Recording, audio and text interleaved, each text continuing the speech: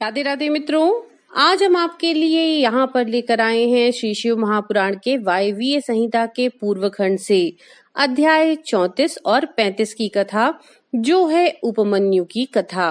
तो चलिए शुरू करते हैं। ऋषियों ने पूछा, प्रभु, धौम्य के बड़े भाई उपमन्यु जब छोटे बालक थे तब उन्होंने दूध के लिए तपस्या की थी और भगवान शिव ने प्रसन्न होकर उन्हें क्षीर सागर प्रदान किया था। परंतु शैशवावस्था में उन्हें शिव शास्त्र के प्रवचन की शक्ति कैसे प्राप्त हुई, अथवा वे कैसे शिव के सत्स्वरूप को जानकर तपस्या में निरत हुए। तपस्चरण के पर्व में उन्हें भस्म के विज्ञान की प्राप्ति कैसे हुई, जिसमें जो रुद्राग्नि का उत्तम वीर्य है, उस आत्म रक्षक भस्म को उन्होंने प्राप्त किया। वायुदेव ने कहा, महर्षियों, जिन्होंने वह तप किया था वे उपमन्यु कोई साधारण बालक नहीं थे, परम बुद्धिमान मुनिवर व्याघ्रपाद के पुत्र थे। उन्हें जन्मांतर में ही सिद्धि प्राप्त हो चुकी थी, परंतु किसी कारणवश वे अपने पद से च्युत हो गए थे, योग भ्रष्ट हो गए थे।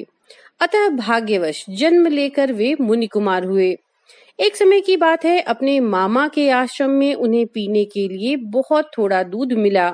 उनके मामा का बेटा अपनी इच्छा के अनुसार गरम गरम उत्तम दूध पीकर उनके सामने खड़ा था।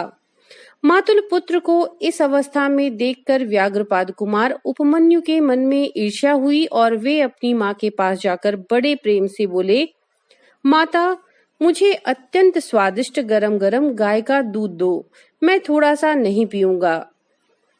बेटे की ये बात सुनकर व्याघ्रपाद की पत्नी तपस्विनी माता के मन में उस समय बड़ा दुख हुआ। उन्होंने पुत्र को बड़े आदर के साथ छाती से लगाया और प्रेम पूर्वक लाड़ प्यार करके अपनी निर्धनता का स्मरण हुआने से वह दुखी होकर विलाप करने लगी। महातेजस्वी बालक उपमन्यु बारंबार दूध को याद करके रोते हुए माता से कहने लगे, माँ, दूध दो, दूध दो। बालक के उस हठ को जानकर उस तपस्विनी ब्राह्मण पत्नी ने उनके हठ के निवारण के लिए एक सुंदर सा उपाय किया। उसने स्वयं उच्च वृत्ति से कुछ बीजों का संग्रह किया था। उन बीजों को देखकर उसने तत्काल उठा लिया और पीसकर पानी में घोल दिया। फिर मीठी वाणी में बोली, आओ आओ मेरे लाल। यूं कहकर बालक को शांत करके हृदय से लगा लिया और दुख से पीड़ित हो उसने कृत्रिम दूध उसके हाथ में दे दिया। माता के दिए हुए उस बनावटी दूध को पीकर वह बालक अत्यंत व्याकुल हो उठा और बोला, माँ, ये दूध नहीं है। तब वह बहुत दुखी हो गया और बेटे का मस्तक सूंघकर अपने दोनों हाथों से माँ बोली, बेटा, अपने पास सभी वस्तुओं का अभाव होने के कारण दरिद्रतावश मुझ अभागिन ने पिसे हुए बीज को पानी में घोलकर यह तुम्हें मिथ्या दूध कहकर दिया है। तुम दूध नहीं दिया, ऐसा कहकर रोते हुए मुझे बारंबार दुखी करते हो, किंतु भगवान शिव की कृपा के बिना तुम्हारे लिए कहीं दूध नहीं है। भक्ति पूर्वक माता पार्वती और अनुचरों सहित भगवान शिव के चरणार विंदों में जो कुछ समर्पित किया गया हो, वही संपूर्ण संपत्तियों का कारण होता है। महादेव जी ही धन देने वाले हैं और इस समय हम लोगों ने उनकी आराधना नहीं की है। वे भगवान ही सकाम पुरुषों को उनकी इच्छा के अनुसार फल देने वाले हैं। हम लोगों ने आज से पहले कभी भी धन की कामना से भगवान शिव की पूजा नहीं की, इसलिए हम दरिद्र हो गए और यही कारण है कि तुम्हारे लिए दूध नहीं मिल पा रहा है। बेटा, पूर्व जन्म में भगवान शिव अथवा विष्णु के उद्देश्य से जो कुछ दिया जाता है वही वर्तमान जन्म में मिलता है, दूसरा कुछ नहीं। उपमन्यु बोले, माँ, यदि माता पार्वती सहित भगवान शिव विद्यमान है तब आज से शोक करना व्यर्थ है। महाभागे, अब शोक छोड़ो, सब मंगलमय ही होगा। माँ, आज मेरी बात सुन लो। यदि कहीं महादेव हैं तो मैं देर से या जल्दी ही उनसे क्षीर सागर मांग लाऊंगा। वायुदेवता कहते हैं, उस महाबुद्धिमान बालक की यह बात सुनकर उसकी मनस्विनी माता उस समय बहुत प्रसन्न हुई और यूं बोली। माता ने कहा, बेटा, तुमने बहुत अच्छा विचार किया है। तुम्हारा यह विचार मेरी प्रसन्नता को बढ़ाने वाला है। अब तुम देर न लगाओ, सांब सदाशिव का भजन करो। अन्य देवताओं को छोड़कर मन, वाणी और क्रिया द्वारा भक्ति भाव के साथ पार्षद गणों सहित उन्हीं सांब सदाशिव का भजन करो। नमः शिवाय यह मंत्र उन देवादिदेव वरदायक शिव का साक्षात वाचक माना गया है। प्रणव सहित जो दूसरे 7 करोड़ महामंत्र हैं, वे सब इसी में लीन होते हैं और फिर इसी से प्रकट होते हैं। यह मंत्र दूसरे सभी मंत्रों से प्रबल है। यही सबकी रक्षा करने में समर्थ है, अतः दूसरे की इच्छा नहीं करनी चाहिए। इसलिए तुम दूसरे मंत्रों को त्याग कर केवल पंचाक्षर के जप में लग जाओ। इस मंत्र के जीवा पर आते ही यहाँ कुछ भी दुर्लभ नहीं रह जाता। यह उत्तम भस्म जिसे मैंने तुम्हारे पिताजी से ही प्राप्त किया है, यह विरजा होम की अग्नि से सिद्ध हुआ है, अतः बड़ी से बड़ी आपत्तियों का निवारण करने वाला है। मैंने तुम्हें जो पंचाक्षर मंत्र बताया उसको मेरी आज्ञा से ग्रहण करो, इसके जप से ही शीघ्र तुम्हारी रक्षा होगी। वायुदेव कहते हैं, इस प्रकार आज्ञा देकर और तुम्हारा कल्याण हो, ऐसा कहकर माता ने पुत्र को विदा किया। मुनि उपमन्यु ने उस आज्ञा को शिरोधार्य करके ही उनके चरणों में प्रणाम किया और तपस्या के लिए जाने की तैयारी की। उस समय माता ने आशीर्वाद देते हुए कहा, सब देवता तुम्हारा मंगल करें। माता की आज्ञा पाकर उस बालक ने दुष्कर तपस्या आरंभ की। हिमालय पर्वत के एक शिखर पर जाकर उपमन्यु एकाग्र चित्त हो केवल वायु पीकर रहने लगे। उन्होंने 8 ईंटों का एक मंदिर बनाकर उसमें मिट्टी के शिवलिंग की स्थापना की। उसमें माता पार्वती तथा गणों सहित अविनाशी महादेव जी का आवाहन करके भक्ति भाव से पंचाक्षर मंत्र द्वारा ही वन के पत्र पुष्प आदि उपचारों से उनकी पूजा करते हुए वे चिरकाल तक उत्तम तपस्या में लगे रहे। उस एकाकी कृषकाय बालक द्विजवर उपमन्यु को शिव में मन लगाकर तपस्या करते देख मरीच के शाप से पिशाच भाव को प्राप्त हुए कुछ मुनियों ने अपने राक्षस स्वभाव से सताना और उनके तप में विघ्न डालना आरंभ कर दिया। उनके द्वारा सताई जाने पर भी उपमन्यु किसी प्रकार तप में लगे रहे और सदा नमः शिवाय का आर्तनाद की भांति जोर जोर से उच्चारण करते रहे। उस शब्द को सुनते ही उनकी तपस्या में विघ्न डालने वाले वे मुनि उस बालक को सताना छोड़कर उसकी सेवा करने लगे। ब्राह्मण बालक महात्मा उपमन्यु की उस तपस्या से संपूर्ण चराचर जगत प्रदीप्त और संतप्त हो उठा। तदनंतर भगवान विष्णु के अनुरोध करने पर श्री शिव जी ने पहले इंद्र का रूप धारण करके उपमन्यु के पास जाने का विचार किया। फिर श्वेत ऐरावत पर आरूढ़ हो स्वयं देवराज इंद्र का शरीर ग्रहण करके भगवान सदाशिव देवता, असुर, सिद्ध तथा बड़े बड़े नागों के साथ उपमन्यु मुनि के तपोवन की ओर चले। उस समय वह ऐरावत दाई सूंड में चवर लेकर शची सहित दिव्य रूप वाले देवराज इंद्र को हवा कर रहा था और बाई सूंड में श्वेत छत्र लेकर उन पर लगाए चल रहा था। इंद्र का रूप धारण किए उमा सहित भगवान सदाशिव उस श्वेत छत्र से उसी तरह सुशोभित हो रहे थे जैसे उदित हुए पूर्ण चंद्र मंडल से मंदरांचल शोभायमान होता है। इस तरह इंद्र के स्वरूप का आश्रय ले परमेश्वर शिव उपमन्यु के उस आश्रम पर अपने उस भक्त पर अनुग्रह करने के लिए जा पहुंचे। इंद्र रूपधारी परमेश्वर शिव को आया देख मुनियों में श्रेष्ठ उपमन्यु मुनि ने मस्तक झुकाकर प्रणाम किया और इस प्रकार कहा, देवेश्वर जगन्नाथ भगवान देव शिरोमणि, आप स्वयं यहाँ पधारे, इससे मेरा यह आश्रम पवित्र हो गया। इंद्र रूपधारी शिव बोले, उत्तम व्रत का पालन करने वाले धौम्य के बड़े भैया महामुने उपमन्यु, मैं तुम्हारी इस तपस्या से बहुत संतुष्ट हुआ। तुम वर मांगो, मैं तुम्हें संपूर्ण अभीष्ट वस्तुएं प्रदान करूंगा। वायु देवता कहते हैं, उन इंद्रदेव के ऐसा कहने पर उस समय मुनि प्रवर उपमन्यु ने हाथ जोड़कर कहा, भगवान, मैं भगवान शिव की भक्ति मांगता हूँ। यह सुनकर इंद्र ने कहा, क्या तुम मुझे नहीं जानते? मैं समस्त देवताओं का पालक और तीनों लोकों का अधिपति इंद्र हूँ। सब देवता मुझे नमस्कार करते हैं। ब्रह्मर्षि, मेरे भक्त हो जाओ, सदा मेरी पूजा करो, तुम्हारा कल्याण हो। मैं तुम्हें सब कुछ दूंगा। निर्गुण रुद्र को त्याग दो। उस निर्गुण रुद्र से तुम्हारा कौन सा कार्य सिद्ध होगा जो देवताओं की पंक्ति से बाहर होकर पिशाच भाव को प्राप्त हो गया है। वायु देवता कहते हैं, यह सुनकर पंचाक्षर मंत्र का जप करते हुए वे मुनि उपमन्यु इंद्र को अपने धर्म में विघ्न डालने के लिए आया हुआ जानकर बोले। उपमन्यु ने कहा, यद्यपि तुम भगवान शिव की निंदा में तत्पर हो, तथापि इसी प्रसंग में परमात्मा महादेव जी की निर्गुणता बताकर तुमने स्वयं ही उनका संपूर्ण महत्व स्पष्ट रूप से कह दिया।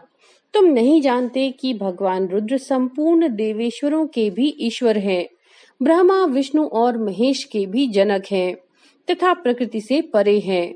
ब्रह्मवादी लोग उन्हीं को सत असत व्यक्त अव्यक्त तथा नित्य एक और अनेक कहते हैं।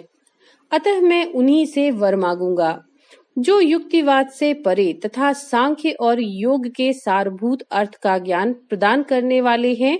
तत्वज्ञानी पुरुष उत्कृष्ट जानकर जिनकी उपासना करते हैं, उन भगवान शिव से ही मैं वर मांगूंगा। देवाधम दूध के लिए जो मेरी इच्छा है वह यूं ही रह जाए, परंतु शिवास्त्र के द्वारा तुम्हारा वध करके मैं अपने इस शरीर को त्याग दूंगा।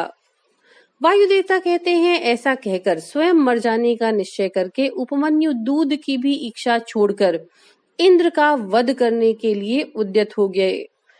उस समय अघोर अस्त्र से अभिमंत्रित घोर भस्म को लेकर मुनि ने इंद्र के उद्देश्य से छोड़ दिया और बड़े जोर से सिंहनाद किया। फिर शंभ के युगल चरणारविंदों का चिंतन करते हुए वे अपनी देह को दग्ध करने के लिए उद्यत हो गए। आग्नेयी धारणा धारण करके स्थित हुए। ब्राह्मण उपमन्यु जब इस प्रकार स्थित हुए, तब भग देवता के नेत्र का नाश करने वाले भगवान शिव ने योगी उपमन्यु की उस धारणा को अपनी सौम्य दृष्टि से रोक दिया। उनके छोड़े हुए उस अघोरास्त्र को नंदीश्वर की आज्ञा से शिव वल्लभ नंदी ने बीच में ही पकड़ लिया। तत्पश्चात परमेश्वर भगवान शिव ने अपने बालेंदु शेखर रूप को धारण कर लिया और ब्राह्मण उपमन्यु को उसे दिखाया। इतना ही नहीं, प्रभु ने उस मुनि को सहस्त्रों क्षीर सागर, सुधा सागर, दधि आदि के सागर, घृत के समुद्र, फल संबंधी रस के समुद्र तथा भक्ष्य भोज्य पदार्थों के समुद्र का दर्शन कराया और पुओं का पहाड़ खड़ा करके दिखा दिया। इसी पर देवी पार्वती के साथ महादेव जी वहां वृषभ पर आरूढ़ दिखाई दिए। वे अपने गणाध्यक्षों तथा त्रिशूल आदि दिव्यास्त्रों से घिरे हुए थे। देवलोक में दुंदुबियां बजने लगीं, आकाश से फूलों की वर्षा होने लगी तथा विष्णु, ब्रह्मा और इंद्र आदि देवताओं ने दसों दिशाएं आच्छादित कर दी। उस समय उपमन्यु आनंद सागर की लहरों से घिरे हुए थे। वे भक्ति विनम्र चित्त से पृथ्वी पर दंड की भांति पड़ गए। इसी समय वहां मुस्कुराते हुए भगवान शिव ने कहा, यहाँ आओ, यहाँ आओ। उन्हें बुलाया और उनका मस्तक सूंघकर अनेक वर दिए। शिव बोले, वत्स, तुम अपने भाई बंधुओं के साथ सदा इच्छानुसार भक्ष्य भोज्य पदार्थों का उपभोग करो, दुख से छूटकर सर्वदा सुखी रहो, तुम्हारे हृदय में मेरे प्रति भक्ति सदा बनी रहे। महाभाग उपमन्यु, ये पार्वती देवी तुम्हारी माता हैं। आज मैंने तुम्हें अपना पुत्र बना लिया और तुम्हारे लिए क्षीर सागर प्रदान किया। केवल दूध का ही नहीं, मधु, दही, अन्न, घी, भात तथा फल आदि के रस का भी समुद्र तुम्हें दे दिया। ये पुओं का पहाड़ तथा भक्ष्य भोज्य पदार्थों के सागर मैंने तुम्हें अर्पित किए। ये सब ग्रहण करो। आज से मैं महादेव तुम्हारा पिता हूँ और जगदम्बा उमा तुम्हारी माता है। मैंने तुम्हें अमरत्व तथा गणपति का सनातन पद प्रदान किया। अब तुम्हारे मन में जो दूसरी अभिलाषाएं हो, उन सब को तुम बड़ी प्रसन्नता के साथ वर के रूप में मांगो। मैं संतुष्ट हूँ, इसलिए वह सब तुम्हें दूंगा। इस विषय में कोई अन्यथा विचार नहीं करना चाहिए। वायुदेव कहते हैं, ऐसा कहकर महादेव जी ने उन्हें दोनों हाथों से पकड़कर हृदय से लगा लिया और मस्तक सूंघकर यह कहते हुए देवी की गोद में दे दिया कि यह तुम्हारा पुत्र है। देवी ने कार्तिकेय की भांति प्रेम पूर्वक उनके मस्तक पर अपना कर कमल रखा और उन्हें अविनाशी कुमार पद प्रदान किया। क्षीर सागर ने भी साकार रूप धारण करके उनके हाथ में अनश्वर पिंडीभूत स्वादिष्ट दूध समर्पित किया। तत्पश्चात पार्वती देवी ने संतुष्ट चित्त होकर के उन्हें योग जनित ऐश्वर्य, सदा संतोष, अविनाशिनी ब्रह्म विद्या और उत्तम समृद्धि प्रदान की। तदनंतर उनके तपोमय तेज को देखकर प्रसन्न चित्त हुए शंभु ने उपमन्यु मुनि को पुनः दिव्य वरदान दिया। पाशुपत व्रत, पाशुपत ज्ञान, तात्विक व्रत योग तथा चिरकाल तक उसके प्रवचन की परम पटुता उन्हें प्रदान की। भगवान शिव और शिवा से दिव्य वर तथा नित्य कुमारत्व प्राप्त करके वे प्रमुदित हो उठे। इसके बाद प्रसन्न चित्त हो प्रणाम करके हाथ जोड़ ब्राह्मण उपमन्यु ने देव देव महेश्वर से यह वर मांगा। उपमन्यु बोले, देव देवेश्वर प्रसन्न होइए, परमेश्वर प्रसन्न होइए और मुझे अपनी परम दिव्य एवं अव्यभिचारिणी भक्ति दीजिए। महादेव, मेरे जो अपने सगे संबंधी हैं उनमें मेरी सदा श्रद्धा बनी रहने का वर दीजिए। साथ ही अपना दासत्व, उत्कृष्ट स्नेह तथा नित्य सामीप्य प्रदान कीजिए। ऐसा कहकर प्रसन्न चित्त हुए द्विज श्रेष्ठ उपमन्यु ने हर्ष गदगद वाणी द्वारा महादेव जी का स्तवन किया। उपमन्यु बोले, देव देव महादेव, शरणागत वत्सल करुणा सिंधो, सांब सदाशिव, आप सदा मुझ पर प्रसन्न होइए। वायुदेव कहते हैं, उनका ऐसा कहने पर सबको वर देने वाले प्रसन्नात्मा महादेव ने मुनिवर उपमन्यु को इस प्रकार उत्तर दिया। शिव बोले, वत्स उपमन्यु, मैं तुम पर संतुष्ट हूँ, इसलिए मैंने तुम्हें सब कुछ दे दिया। ब्रह्मर्षि, तुम मेरी सुदृढ़ भक्त हो, क्योंकि इस विषय में मैंने तुम्हारी परीक्षा ले ली है। तुम अजर अमर दुख रहित यशस्वी तेजस्वी और दिव्य ज्ञान से संपन्न हो। हे द्विज श्रेष्ठ, तुम्हारे बंधु बांधव, कुल तथा गोत्र सदा अक्षय रहेंगे। मेरे प्रति तुम्हारी भक्ति सदा बनी रहेगी। विप्रवर, मैं तुम्हारे आश्रम में नित्य निवास करूंगा। तुम मेरे पास सानंद विचरोगे। ऐसा कहकर उपमन्यु को अभीष्ट वर दे करोड़ों सूर्यों के समान तेजस्वी भगवान महेश्वर वहीं अंतर्ध्यान हो गए। उन श्रेष्ठ परमेश्वर से उत्तम वर पाकर उपमन्यु का हृदय प्रसन्नता से खिल उठा। उन्हें बहुत सुख मिला और वे अपनी जन्मदायिनी माता के स्थान पर चले गए। तो मित्रों, ये थी वायवीय संहिता के पूर्व खंड से अध्याय 34 और 35 की कथा। इसके साथ ही वायवीय संहिता का पूर्व खंड भी संपूर्ण हुआ। अगले वीडियो से हम आपके लिए यहाँ पर लेकर आएंगे वायवीय संहिता का उत्तर खंड। तब तक के लिए नमो नारायण।